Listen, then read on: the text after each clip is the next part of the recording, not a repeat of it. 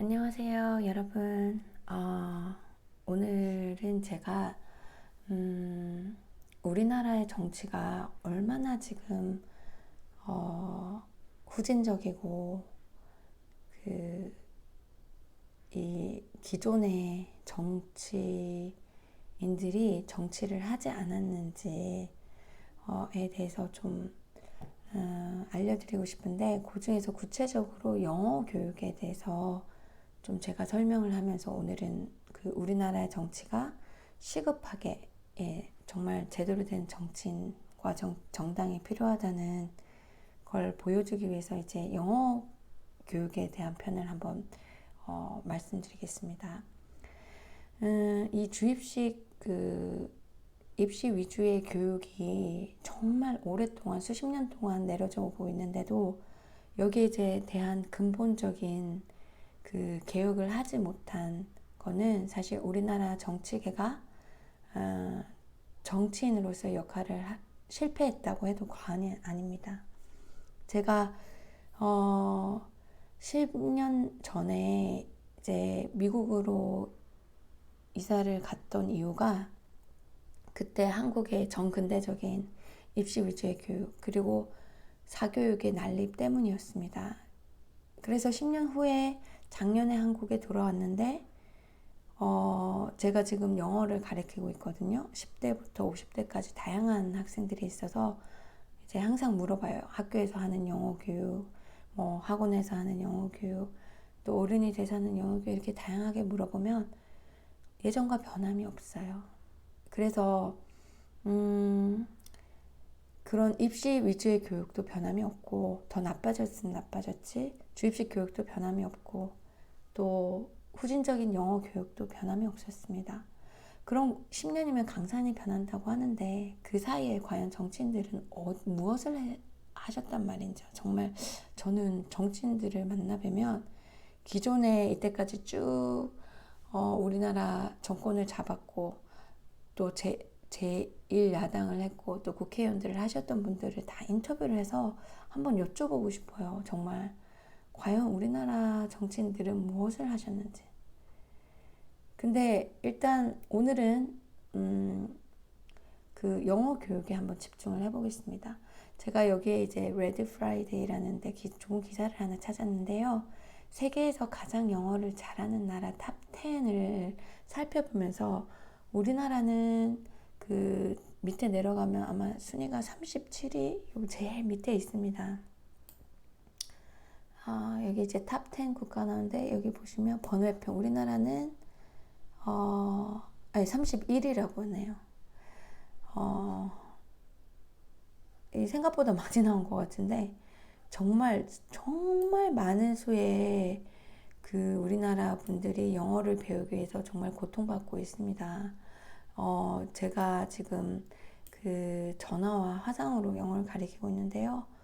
정말 수많은 사람들이 영어를 특히 회화를 배우기 위해서 개인적으로 돈을 쓰고 시간을 내야 하는 그런 정말 기이한 현상이 벌어지고 있는 거죠. 그런데 세계의 어떤 국가들은 공교육만, 사교육이 아니라 공교육만 충실히 받아도 영어를 의사소통하는데 전혀 지장이 없는 국가들이 존재합니다. 그러면 우리가 진작에 그런 국가들의 정책이나 교육 방법에 대해서 벤치마킹해서 얼마든지 우리나라에도 근본적인 영어 교육의 개혁을 할 수 있었음에도 불구하고 그거를 기존 정치권에서 하지 못했다는 것은 정치권의 실패라고 말해도 저는 과언이 아니라고 생각합니다. 가장 가까이에서 영어를 가르치고 있는 사람 중에 한 명으로서 제가 100% 단언컨대 자신 있게 말할 수 있습니다. 자, 여기서 일단 한번 쭉 지켜보죠. 이렇게 내려가 볼게요. 그래서 여기는 이제 매년 English Proficiency Index라고 이제 영어를 잘하는 국가 탑 10과 그 비결을 소개한다고 하네요. 한번 볼게요. 10위가 독일이라고 합니다. 독일 사람들은 영어를 잘하는 이유에 뭐 여러 가지 의견이 있지만 이제 서게르만 계통의 언어이기 때문이라는 설이 지배적이라고 하네요. 물론 뭐 서양의 또 언어가 문법적으로 좀 영어랑 비슷한 경우가 있어서 더 잘한다고 할 수 있지만 꼭 그것만은 아닌 것 같아요. 저 밑에 보면은 좀 그렇다 할지라도 영어를 못하는 그 국민들도 많거든요. 그래서 일단 한번 쭉 내려가 볼게요. 그 다음에 슬로베니아는 뭐 최근 도널드 트럼프 부인 멜라니의 출생 국가로 알려져 있고, 뭐 인구가 작고 작은 면적을 갖고 있기 때문에 영어 교육에 많은 힘을 쏟고 있고, 초중고 대학 전면 무상 교육 실시로 누구나 원하면 교육을 받을 수 있는 나라인 게 또 장점이라고 하네요. 그 독일이나 스웨덴 대표적인 복지 국가들, 또 이제 대학원, 뭐 의대, 법대 할 것 없이 다 무료라고 합니다. 그리고 같은 EU 유러피언 유니언, 그 유럽 연합 국가들도 스웨덴 가면 다 무료라고 하네요. 근데 한국 학생들은 돈을 좀 많이 내더라고요. 그래서 제가 조금 좀 안타까웠습니다. 저 파리, 핀란드의 영어 교육은 한국에서도 벤치마킹 할 정도로 잘 알려져 있습니다. 핀란드는 문법 위주의 교수법에서 탈피해 말하기 교육에 중점을 두었으며 영어 의사소통 능력이 우수한 교사를 확보하였고, 텔레비전 등 다양한 매체를 통해 영어에 많이 노출될 수 있게 했습니다. 핀란드 공중파 방송의 80%가 영어 방송의 정도입니다. 이처럼 사회 안팎으로 다양한 노력을 기울인 결과 핀란드 국민들의 영어 실력이 향상되었습니다. 그러니까 8위가 핀란드고요. 7위가 룩셈부르크. 3개 이상의 언어를 구사한 사람 72%나 될 만큼 영어뿐 아니라 다른 언어에도 탁월한 이유는 독특한 교육 시스템이라고 하네요. 유치원에서는 룩셈부르크어를 배우고 초등학교에서는 프랑스와 독일어, 고등학교 6년간은 영어를 집중적으로 교육받는다고 합니다. 남아프리카 공화국 6인회라고 하네요. 그래서 여기는 영어는 다른 공용어 10개에 비해 국제적으로 많이 쓰이며 민족 간 소통어로 널리 쓰이고, 중등교육 이상 받은 사람들 중 대다수는 영어를 구사할 줄 알며 방송에서 아프리칸스어 등의 다른 언어로 제작된 프로그램이라도 영어 자막을 따로 달아서 내보낼 정도로 남아프리카 공화국에서는 영어는 중요한 위치를 차지하고 있습니다. 자, 5위인 덴마크. 오토 예스퍼슨이란 학자가 덴마크의 영어 교육을 개혁했다고 알려집니다. 이 사람은 영어를 배울 때 영어로 수업하기, 문법 주입식 교육 피하기 등 북유럽 국가 기본적으로 추구하는 방향의 교수법을 추가했습니다. 그러니까 이거는 그 기본인 것 같아요. 영어를 배울 때 특히 어린 아이들부터 이제 초등학교 3학년부터 시작하잖아요. 이제 저 밑에 1위를 보면 스웨덴인데, 스웨덴도 우리랑 똑같이 초등학교 3학년부터 시작을 하더라고요. 근데 영어 수업은 100% 영어로 진행을 됩니다. 저도 이제 10년 전에 한국에 있을 때는 사실 영어 원어민 학원을 운영을 했었거든요. 근데 그 영어로 100% 이제 영어 교과서를 통해서 영어 교과 과목을 외국인 선생님을 제가 이제 한국에 모셔서 영어로 수업을 하는 걸 했고, 영어를 잘하든 못하든 아이들은 재밌어 했어요. 그래서 당연히 영어를 배울 때는 영어로 수업해야 되고, 영어를 100% 잘할 수 있는 선생님이 수업을 하는 게 당연한 거죠. 그리고 한국식으로 뭐 그 약간 문법이나 이 시험 위주의 그런 수업을 한다는 거는 결과적으로는 10년을 영어를 배워도 말을 못하는 그런 잘못된 영어 교육, 그러니까 시간 낭비를 한 거죠. 그런 거에 문제점을 다 아는데도 불구하고 개혁하지 않았다는 거, 저는 엄청나게 충격을 받았습니다. 4위 노르웨이 보면, 그러니까 여기 보면 지금 북유럽 국가가 거의 지금 4군데가 들어가 있어요. 핀란드, 덴마크, 아이슬란드를 제외해서 노르웨이, 1위는 여기 보시면 스웨덴입니다. 제가 사실 스웨덴 그 정치 공부를 하면서 스웨덴이 영어를 정말 그 고등학교만 졸업하면 영어 구사 능력에 아무 문제가 없다는 거를 굉장히 인상 깊게 봤고, 우리나라에 꼭 도입을 하고 싶었거든요. 우선 한번 내려가 볼게요. 노르웨이에서 병원이나 관공서를 가면 노르웨이어를 사용할지 영어를 사용할지 먼저 물어볼 정도로 노르웨이는 영어가 대중화되어 있는 나라입니다. 노르웨이에서는 대부분의 TV 프로그램들이 미국이나 영국의 프로그램을 원어 그대로 방영하기도 합니다.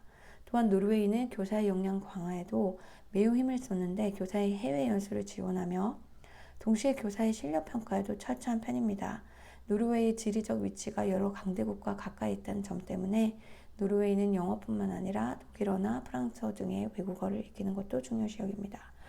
여기서 제가 기억이 나는 거는 스웨덴은 교사뿐만 아니라 이제 우리나라도 뭐 영어 교사 같은 게 이제 제 사촌도 영어 교사거든요. 고등학교 교사 같은 경우 이제 뭐 캐나다 등 이제 그 역량 강화에 신경을 쓰긴 있더라고요. 그렇지만 이제 그 교수법 자체가 잘못됐다 보니까 이제 문제가 많기도 한데 스웨덴 같은 경우는 정부에서 부모의 재산에 상관없이 모든 고등학생들을 해외에 본인이 원하는 나라에 한 6개월 정도 그 교환학생으로 갔다 올 수 있는 기회를 다 준답니다. 이렇게 지원해주는 프로그램이 굉장히 잘 돼 있어서 아무래도 언어를 어릴 때일수록 더 잘 받아들이거든요. 이제 언어를 받아들이는 뇌 구조가 좀 훨씬 이제 어릴 때일수록 쉽게 받아들여요.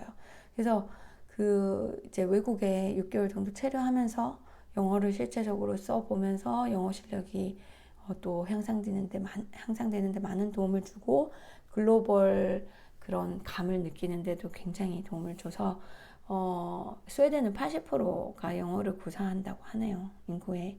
그리고 그러다 보니까 외국인들이 스웨덴에 가는 것도 편하고 스웨덴 사람들이 외국으로 나가서 사업하는 것도 편하고 그러면 경제적인 이익도 말도 못하죠. 예. 외국인 기업을 유치하는 것도 쉽고 또 스웨덴 젊은이들이 외국 글로벌 기업을 그 만드는 것도 아무런 언어적인 그 장애물이 없다는 거 그것만 해도 사실 우리나라에서 이 영어 교육만 사교육이 아니라 공교육에서 100% 정말 잘 해준다고 하면 이런 개혁을 한다고 하면 너무나 많은 학부모들도 돈을 아낄 수 있고 행복해지고요. 아이들도 행복해지고 이 영어로 인해서 성인이 돼서까지 막 40대 50대 제가 학생들도 많은데 성인이 돼서까지도 이 바쁜 와중에 영어 공부를 하면서 들이는 돈, 시간 낭비를 정말 획기적으로 없앨 수 있습니다. 정말 이런 어떻게 보면 의지만 가지고 얼마든지 할 수 있는 이런 그 영어 교육 개혁조차도 우리나라 정치계에서 하지 않았다는 거. 저는 그걸 실력이 아니라 의지의 문제라고 생각하고요. 그 정치계의 그 priority라고 그러죠. priority. 이 우선순위가 과연 어디에 있나. 저는 진짜 이때까지 정치인들이 무엇을 했나 저는 묻고 싶습니다. 진짜. 자, 3위 싱가포르라고 하네요. 2012년만 해도 영어 유창성 지수가 10이었지만 지금 2018년도에 3위를 차지할 정도로 더 잘하는 나라가 됐다고 합니다. 그러니까 노력을 하면 국가에서 노력을 하면 얼마든지 우리나라 학생들이 뭐 똑똑하지 뭐 스웨덴이나 다른 나라 싱가포르 아이들보다 똑똑하지 않아서일까요? 절대 그렇지 않습니다. 저는 오히려 우리나라 학생들이 이제 미국에 살아보니까 상대적으로 부지런하고 똑똑하고 저는 오히려 이 잘못된 교육 때문에 영어 교육 때문에 영어를 못하는 것이지 다른 이유는 없다고 생각합니다. 그래서 싱가포르는 영어가 필수이고 1인 2개 국어를 배워야 하는 이중 언어 교육을 실시하고 있으며 학교 수업 역시 영어로 진행됩니다. 초등학교 3학년 때부터 영어, 수학, 과학 등의 교과목을 영어로 진행하니 영어를 못하는 것이 이상한 것이겠죠.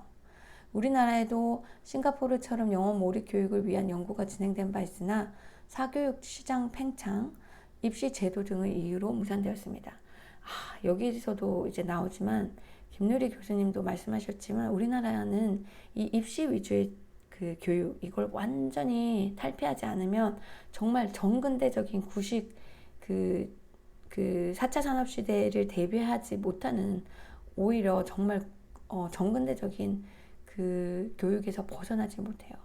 그래서 요거는 정말 그 입시 위주의 교육은 100% 탈피를 해야 됩니다. 진짜 영어 교육 개혁까지도 발목을 잡았네요. 정말 속상합니다, 진짜.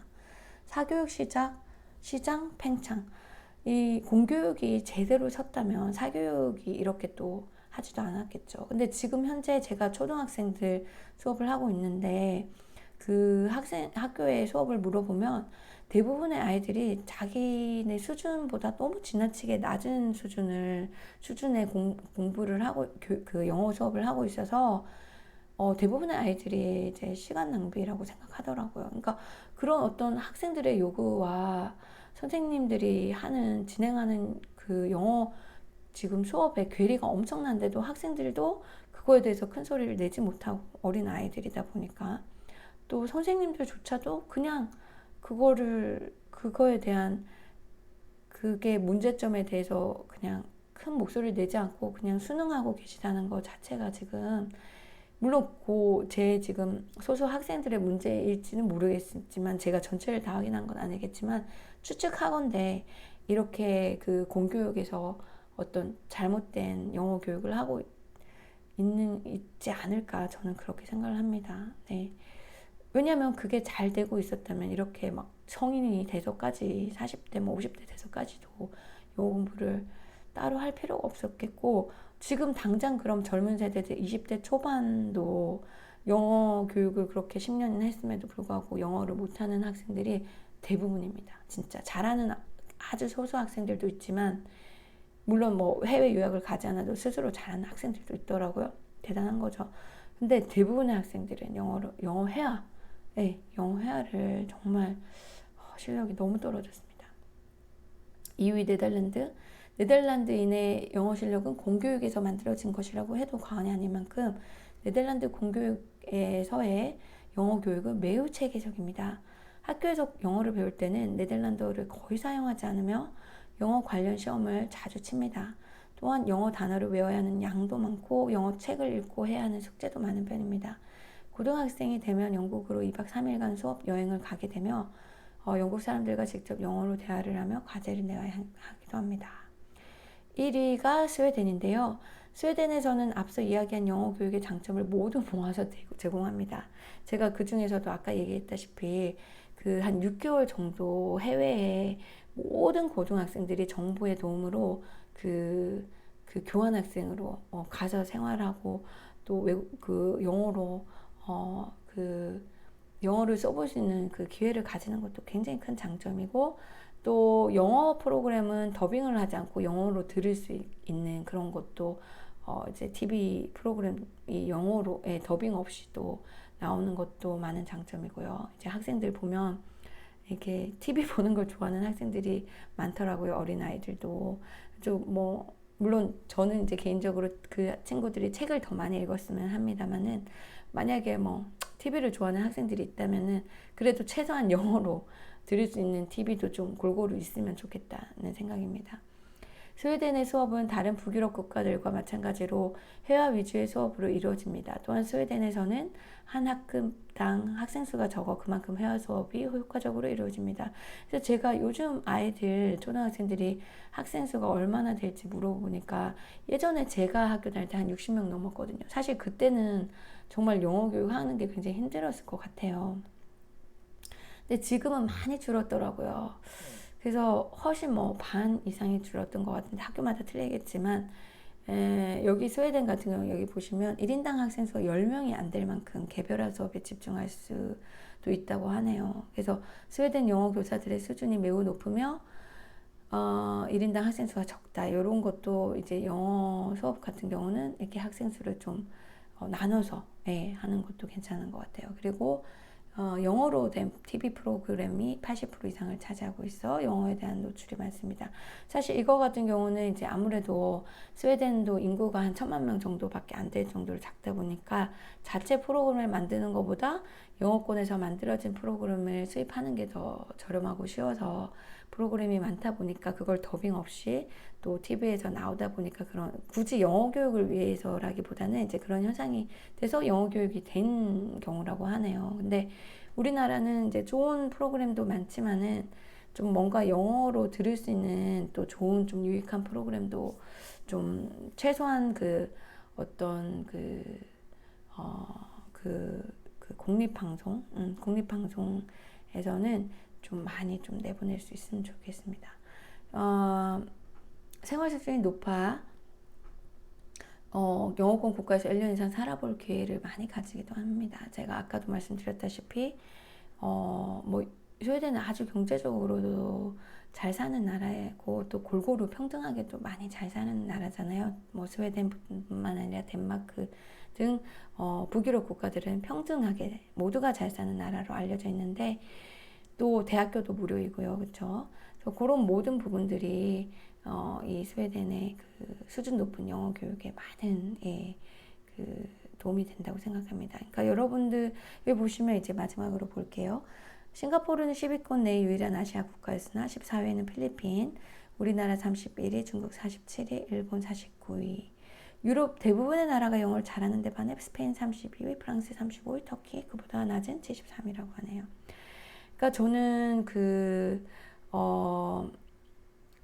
결론적으로는 뭐냐면 제가 말씀드리고 싶은 거는 여러분들이 영어를 못한다고 생각하면 그건 여러분들 탓이라기보다는 이 잘못된 우리나라 영어 교육에 있고요. 이걸 개혁하지 못하는 정치계의 무능, 그리고 의지 부족, 아니면은 의지는 있었지만 과감하게 밀어붙이지 못하는 어떤 근본적으로 좀 용감하게 밀어붙이지 못하는 그런 리더십의 부족이 있었고요. 그리고 또 정치에 관심을 가지지 않았던 정치에 사실 혐오나 그런 무관심을 불러일으켰던 정치가 먼저 문제이긴 하지만 또 그렇다고 또 정치에 완전히 무관심하거나 그냥 불평만 하는 그런 국민들도 또 문제가 있는 거죠. 그러니까 우리가 불평만 할 게 아니라 우리가 나서서 고치자라는 주인의식을 가지는 게 굉장히 중요하고 각양각지 뭐 선생님뿐만 아니라 교육계에 있는 사람들 또 다른 각양각계에 있는 사람들이 이 영어 교육의 문제에 대한 잘못된 이런 걸 목소리를 크게 내야 되고 또 이런 거를 아이고 마지막 오늘은 좀 조용하게 방송을 했나 싶은데 마지막에 아유 죄송합니다. 어제 그 방송에도 우리 강아지 목소리 때문에 너무 죄송했어요. 제가 오늘은 이렇게 아침 일찍 방송하는 이유가 오늘 하루 종일 또 영어 수업이 있거든요. 지금 이게 그 수업을 알리는 알람인데 그 전에 딱 마친다는 게 이렇게 됐네요. 죄송하고요. 그래서 이 영어 교육만큼은 제가 영어를 가르치는 직업을 갖고 있는 사람으로서 정말 너무너무 속상한 거예요. 네, 너무너무. 그러니까 제가 정치인이 되는 게 꿈인데 정치인이 되면 영어 교육, 이 입시 위주의 정근대적인 교육부터 그리고 대학교 무료화 이런 기본적인 거는 정말 과감하게 고칠 수 있도록 노력할 것입니다. 그럼 여러분 오늘 하루 또 잘 보내시고요. 다음 시간에 또 만나 뵙겠습니다. 감사합니다. 여러분들 의견 많이 댓글에 남겨주세요. 네.